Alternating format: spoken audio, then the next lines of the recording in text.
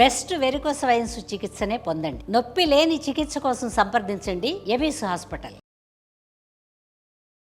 మందం మందం మధుర నినదైః వేణుమాపూరయంతం బృందం బృందావన భువి గవాం చారయంతం చరంతం ఛందోభాగే సతమఖమఖధ్వంసినాం దానవానాం హంతారం తం కథయ రసనే గోపకన్యా భుజంగం.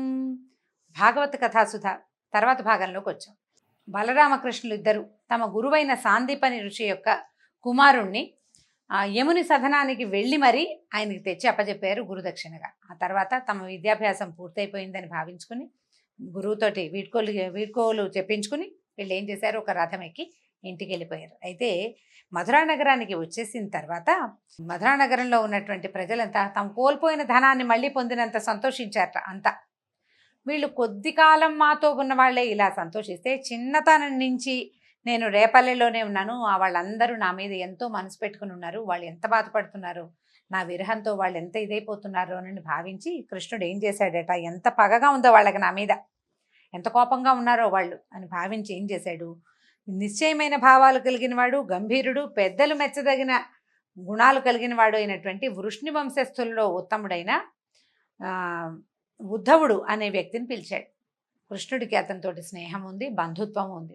ఉద్ధవుడిని పిలిచి ఏం చెప్పాడంటే, ఈ ప్రణయమూర్తులైన గోపికలు నా ఆగమన కోసం ఎదురు చూస్తూ ఉంటారు, నా మీద వ్యామోహంతో ప్రపంచాన్ని మర్చిపోయి ఎంత దుఃఖపడుతున్నారో, వాళ్ళని వదిలిపెట్టడం ధర్మం కాదని వాళ్ళు భావిస్తూ ఉంటారు, ఎంత ఈ వియోగ దుఃఖంతో వాళ్ళు ఎంత బాధపడుతున్నారో, ఎట్లా ప్రాణాలని ఒంటి మీద మోస్తున్నారో పాపం, ఒక్కసారి వెళ్ళి వాళ్ళతోటి మాట్లాడిరా, మా అమ్మ నాన్నని చూసిరా, తర్వాత నేను కమలాల వంటి కన్నులు కలిగిన ఓ కాంతలారా సంశయం పడకండి, నేను ఇక్కడి నుంచే మిమ్మల్ని చూస్తాను, మిమ్మల్ని వదిలిపెట్టను, బృందావనానికి వస్తానని నేను చెప్పినట్టుగా రహస్యంగా గోపికలతోటి చెప్పు అని చెప్పి పంపించాడు. అయితే సరే ఈయనేం చేశాడు, ఉద్ధవుడు గుర్రమే ఒక రథం ఎక్కి సాయంకాలానికి రేపల్లెకి చేరాడు. సాయంకాలం అతను వెళ్ళేసరికల్లా గోధువులు రేగుతోంది, అప్పుడే ఆవులు అన్నీ ఇళ్లకు వస్తున్నాయి అన్నమాట. ఆయన చూడంగానే నందుడు ఎంతో ఆనందంగా కౌగిలించుకున్నాడు. నువ్వే మా పాలిటి గోపాలకృష్ణుడివి నాయన, కృష్ణుడి ద్వారా దగ్గర నుంచి వచ్చావంటే నువ్వే మా కృష్ణుడివి అని చెప్పి చక్కగా భోజనం పెట్టాడు కమ్మగా. తర్వాత ఏమో శ్రమను పోగొట్టాడు, ఆయన ప్రయాణం బండి మీద కూర్చుని వచ్చాడు కదా, ఆయనకి చక్కగా స్నానానికి దానికి ఏర్పరిచి చక్కగా భోజనం పెట్టిన తర్వాత విశ్రాంతిగా కూర్చోబెట్టి ప్రయాణపు అలసటని పోగొట్టి ముచ్చటగా ఇలా అడిగాడు, నాయన మా చెలికాడు నా స్నేహితుడైన వసుదేవుడు కుశలంగా ఉన్నాడా, ఈ కంసుడు కడతేరిపోయిన తర్వాత తన కుమారులతోటి చక్కగా సేవించబడుతున్నాడా, అందరూ బాగున్నారా, మమ్మల్ని తలుచుకుంటున్నాడా కృష్ణుడు ఎప్పుడైనా అని అడుగుతున్నాడు. తర్వాత ఈ గోపికలని చెలికాండ్రని ఆలమందల్ని స్మరిస్తున్నాడా, ఇక్కడ వన్యాలు నదుల గురించి అందరికీ చెప్తూ ఉంటాడా, మా కృష్ణుడు మా ఇంటికి ఎప్పుడు వస్తాడు అని అడిగారు. అడిగేసరికల్లా ఇప్పుడు ఆ అడగటం కూడా ఎలా అంటే, మళ్ళీ మేము కృష్ణుడి తాలూకు వెన్నెల చిందే ముఖాన్ని చూడగలుగుతామా, మాకు దర్శన భాగ్యం లభిస్తుందా అంటూ బొంగురుపోయిన కంఠంతో మాట్లాడలేక దుఃఖంతో కళ్ళొత్తుకుంటూ మాట్లాడాడు ఈయన నందుడు. పక్కనే కూర్చున్న యశోదాదేవి కుమారుని గురించి చెప్తుంటే ఇలా కుమారుడు ముఖము వెన్నెల అలా చెప్తుండేసరికల్లా ఆవిడ సంతోషము దుఃఖము రెండూ పట్టలేక కళ్ళ వెంట నీళ్లు కారుస్తూ తన కొడుకుని ఎప్పుడు చూస్తానో అన్న ఉద్వేగంతో దుఃఖిస్తూ యశోదాదేవి పక్కనే కూర్చునిండిపోయిందట. అప్పుడు ఈయన ఉద్ధవుడు ఏం చెప్పాడంటే, మీరు ధైర్యంగా ఉండండి, విద్యాభ్యాసానికి వెళ్ళారు, విద్య పూర్తయింది, మధురా నగరంలో పరిస్థితులన్నీ చక్కబరిచిన తర్వాత తప్పకుండా మిమ్మల్ని దర్శించడానికి వస్తాడు, అందుకే ముందు నన్ను పంపించాడు అన్నాడు.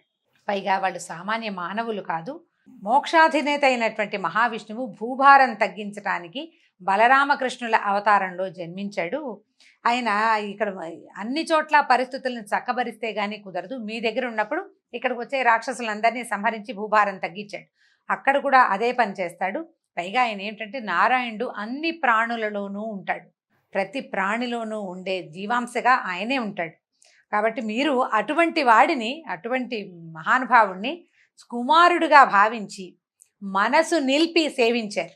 అమిత ముద్దు అతి గారాభంగా ఆయన మాటే చెల్లేటట్టుగా సేవించారు. పరమ ధన్యులు మీరు, మీలాంటి ధన్యత ఎవ్వరికి కన్నా దేవకీ వసుదేవులకు కూడా మీలాంటి ధన్యత్వం చెందదు, అది మీకు ఎవరికి దొరకదు. పైగా ఏమిటి, భగవంతుడు ఎటువంటి వాడు, ఆయనకి అమ్మా నాన్న భార్య స్నేహితుడు చుట్టము విరోధి ఇష్టడు అయిష్టడు అంటూ ఎవ్వరూ లేరు, భగవంతుడికి అంతా ఒకటే. ప్రపంచమంతా. జనన మరణాలు లేవు. సజ్జనులను సంరక్షించటము, త్రిగుణరహితుడైనను దానికోసం అంటే మనం శిష్ట రక్షణ, దుష్ట శిక్షణ కోసం త్రిగుణాలు లేనివాడైనప్పటికీ గుణాలు ధరించి సృష్టి స్థితి లయలను సాగిస్తూ ఉంటాడు. భగవంతుడి విధానం అది అని ఉద్ధవుడు శ్రీకృష్ణుని యొక్క మహిమని, ఆయన యొక్క గొప్పతనాన్ని ముచ్చటిస్తూ ఆ రాత్రి గడిపేశాడు వాళ్ళతోటి. కృష్ణుడి గురించి అప్పుడు అలా చేశాడు, ఇలా చేశాడు, అట్లా అయింది, ఇట్లా అయింది అని తల్లిదండ్రి రకరకాల కబుర్లు చెప్తుంటే వాట్లల్లో ఉన్న తత్వజ్ఞానాన్ని వాళ్ళకి బోధిస్తూ పిల్లవాడు తమ దగ్గర లేడన్న దుఃఖాన్ని మాన్పటానికి సాధ్యమైనంత ప్రయత్నం చేశాడు ఉద్ధవుడు. మర్నాడు తెల్లవారేసరికి ఈ పొద్దుటి పాలు మజ్జిగ చిలుకుతున్న వేళకి, పాలు తీస్తున్న వేళ, మజ్జిగ చిలుకుతున్న వేళ 2 వేళలు. ఆ 2 వేళల మధ్యలోనూ నిద్ర లేచాడట ఉద్ధవుడు. లేచి ఏం చేశాడు, సంధ్యా ఉపాసన నిత్యానుష్ఠానాలని నెరవేర్చుకుని ఒక ఏకాంత స్థలంలో వెళ్ళి ఉన్నాడట.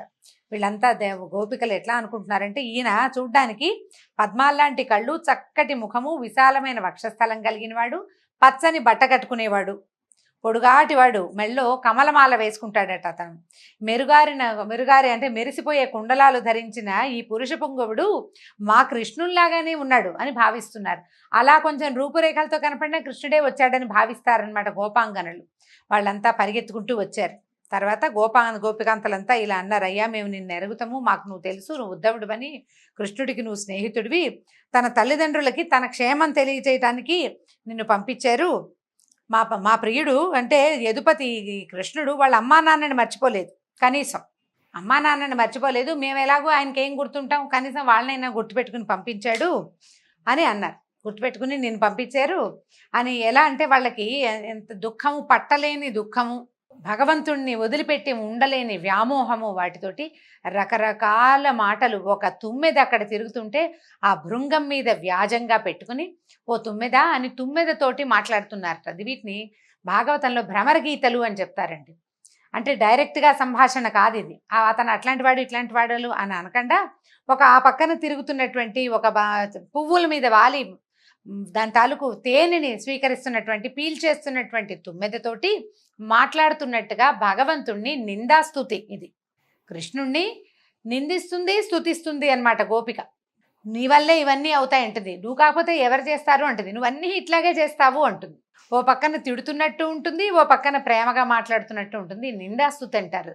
ఆ నిందాస్తుతిని ఈ భ్రమర గీతల వ్యాజంతో కృష్ణుడి గురించిన వర్ణనలే చాలా శ్లోకాలు ఉన్నాయండి. ఇది కూడా నేను మొన్న చెప్పినట్టుగా భాగవతం దశమ స్కంధం పోతన గారు రాసింది కనుక చదివితే చాలా బాగుంటుందండి. చదవడానికి ప్రతి పద్యము మహాహృదయంగా ఉంటుంది. నేను తేలిగ్గా 10 వాక్యాల్లో చెప్పేస్తాను. అవకాశం ఉన్నవాళ్ళు, తెలుగు చదవగలిగిన వాళ్ళు మహత్తరమైన పోతన గారి భాగవతంలోని దశమ స్కంధాన్ని చదివి తీరాలి. చదివి తెలుసుకుంటే ఇంకా బాగుంటుంది. అయితే ఏం చెప్తున్నారు, నువ్వు ఓ మధుప, నువ్వు మాకు మన దగ్గరికి రావద్దు, మమ్మల్ని ముట్టుకోవద్దు, మధురాపుర కాంతలందరి వెనకాల తిరుగుతూ ఉండుంటావు, నువ్వు మధురాపురంలో ఉన్న అమ్మాయిల వెనకాల, నువ్వు మా దగ్గరికి ఎందుకు వస్తావు, మా దగ్గరికి రావద్దు అంటారు. అంటే కృష్ణుడిని అంటున్నారనమాట. అట్లా ఇలా ఎన్ని రకాల మాటలతోటో నీ సంగీతము, నీ నాట్యము, నీ సొగసు అంతా మధురాపురంలోనే ప్రదర్శించు, మాకెందుకు, మేము పల్లెటూరు వాళ్ళం, పట్టణంలో ఉంటున్నావు, నువ్వు నగరంలో ఉన్నావు కదా, వాళ్ళకి చూపించమంటారు. పైగా నీలాంటివి, నీ కనుబొమ్మలకి, నీ కదలికలకి, నీ వేషాలకి లొంగిపోని వాళ్ళు ఎక్కడైనా ఉన్నారా? మర్త్యలోకంలో కానీ, పాతాళ లోకంలో కానీ, స్వర్గలోకంలో కానీ ఎక్కడా లేరు. అందరూ నీ వెనకాల పడేవాళ్లే కదా, నీకు మేమెందుకు అంటారు. ఇప్పుడు ఎలా చెప్తున్నారు, ఓ పక్కన నువ్వు చాలా గొప్పవాడు అని చెప్తూ నువ్వు మాతో సరిగా ఉండట్లేదని అంటూ ఉంటారనమాట.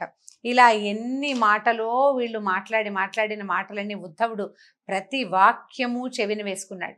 ఒక్కొక్క గోపిక కృష్ణుడి పట్ల ఎంత ప్రీతి, ఎంత మోహము, ఎంత వదలలేని వియోగాన్ని వాళ్ళు ఏ రకంగా బాధపడుతున్నారో, ఎట్లా మనసు వాళ్ళకి భగవంతుడి పట్ల లయమై ఉందో ప్రతి వాక్యాన్ని ఉద్ధవుడు విని విని విని తెలుసుకున్నాడనమాట. ఒక్క వాక్యం కూడా వదిలిపెట్టలేదు.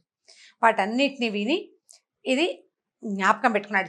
చెప్పాడనమాట. తర్వాత వెళ్ళాక కృష్ణుడికి ఇలా చెప్తున్నాడు, చుట్టాలని, సుతులని, భర్తలను, అన్నదమ్ములను, తల్లిదండ్రులను కామాంధత్వంతో వదిలిపెట్టేసి భగవంతుడినే శరణుజొచ్చాము, అంటే నిన్నే శరణుజొచ్చాము.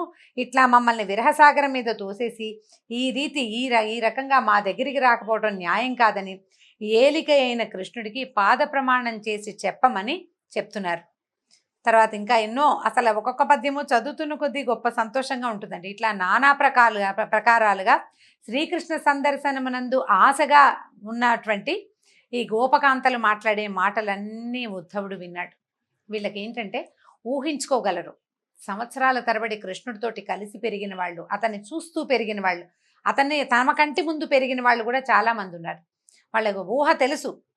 కళ్ళు మూసుకుంటే వాళ్ళకి కృష్ణ రూపం కనిపిస్తుంది, అది ప్రత్యక్షంగా దర్శనం కావటం లేదన్న దుఃఖంతో ఉన్నారనమాట. ఇవన్నీ విని జపము, తపము, దానము, హోమము, ఆత్మనిగ్రహము, వేదాధ్యయనము మొదలగు వాటితోటి నేర్పరులైన వాళ్ళు కూడా ఏ పరమేశ్వరుణ్ణి తమ మనసుల్లో ప్రయత్నించి కూడా నిలుపుకోలేకపోతారో అట్టి మహామహిమోపేతుడు జగదధీశ్వరుడు అయినటువంటి శ్రీకృష్ణుని మీద మీకు నిరంతరం దృఢమైన ధ్యానం ఈ విధంగా నెలకొంది. అవురా, మీ సంగతి చాలా ఆశ్చర్యంగా ఉందమ్మా. ఋషులు మునులు కూడా ఈ రూపాన్ని ఇంత స్పష్టంగా ధ్యానం చేసి మనసులో నిలుపుకోలేకపోతారు. మిమ్మల్ని గురించి చెప్పడానికి కూడా నాకు ఏ మాటలు రావటం లేదు. కానీ మీరు సావధానంగా వినండి. మీ దగ్గరికి పంపించేటప్పుడు కృష్ణుడు ఏమన్నాడో నేను చెప్తాను, సావధానంగా వినండి అన్నాడు. ఏం చెప్పాడంటే, ఓ రమణీమణులారా, నేను సమస్త కార్యములకు ముఖ్య కారణమై ఉన్నాను. అంటే ప్రపంచంలో ఉన్న ప్రతి కార్యానికి నేనే కారణాన్ని అని చెప్తున్నాడు. భగవద్గీతేనండి ఇది, అర్థం చేసుకోవాలంతే. నా ఎడబాటు మీకు కలుగదు. స్థావర జంగమాత్మకములైనటువంటి సకల ప్రాణులలో పృథివ్యప్తేజో వాయువాకాశములనే పంచమహాభూతాలు ఉండే విధంగా నేను మనసునకు, పంచ ప్రాణములకు, బుద్ధికి, ఇంద్రియ వృత్తులైన శబ్ద స్పర్శ రూప రస గంధాలకు, జ్ఞాన కర్మేంద్రియాలకు ఆధారభూతుడనై ఉన్నాను. నాయందే నా సంకల్ప మహిమతో నాలో సూక్ష్మరూపమున అణిగి ఉన్న చరాచర ప్రపంచాన్ని స్థూల రూపంతో సృజిస్తాను, రక్షిస్తాను, నశింపజేస్తాను. స్వరూపము చేత నిర్మలుడు, జ్ఞానస్వరూపుడు అయినటువంటి జీవునకు ప్రపంచ స్వరూపము సత్వాది గుణములు లేదా భూతేంద్రియ గుణాలతోటి కలుగుతోంది. మాయాకార్యములైన జాగ్రత్త స్వప్న సుషుప్తులనే మనోవృత్తులందు అతడు దేవమనుష్యాది రూపములలో తోచుతున్నాడు.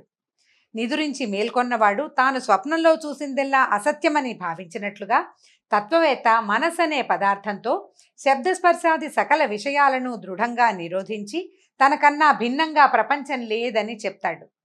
ఆ మనసును పండితులు వేసట చెందక అరికట్టగా అటుపై భేదభావము పొడచూపదు. కాబట్టి నేను ప్రతి చోట ఉంటాను. మీకు కలుగుతున్న ఈ వ్యామోహము, వియోగ దుఃఖము నా వల్లే కలుగుతున్నాయి, అది నేనే. నా యందు కలుగుతున్నాయని మీరు భావిస్తున్నారు, కానీ ఆ వేదన కూడా నేనేను అని చెప్తున్నాడు భగవంతుడు.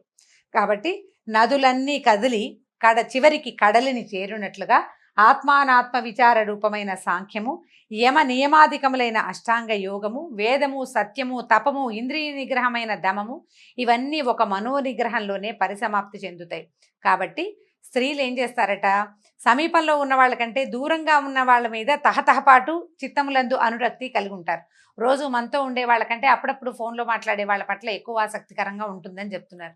కాబట్టి మీరెప్పుడూ దూరంగా ఉండే భగవంతుడి మీద దృష్టి పెట్టుకుని స్మరిస్తూ ఉండండి. మీకు దూరంలో ఉన్నానని భయపడద్దు, నిరంతరము ధ్యానంతో మీరు నన్ను పొందగలుగుతారు అని చెప్పి కృష్ణుడు చెప్పాడని ఉద్ధవుడు చెప్పాడండి. ఈ కృష్ణుడు ఉద్ధవుడు చేత చేసినటువంటి ఈ కబురు గోపికలకు కాదు, మానవులకి, మనుషులకి. ఇది నేనేనన్న భ్రమలో ఉండకండి. ఈ నేను అన్న భావనే నేనని భగవంతుడు చెప్తున్నాడు. ఈ మన శరీరాల్లో ఇవి మన చేసే ప్రతి క్రియ, ప్రతి విషయము, ప్రతిదీ భగవంతుని వల్లే జరుగుతుంది. ప్రతిదీ భగవన్నియామకం వల్ల జరిగేదే తప్ప మానవులకి ఏదీ లేదు.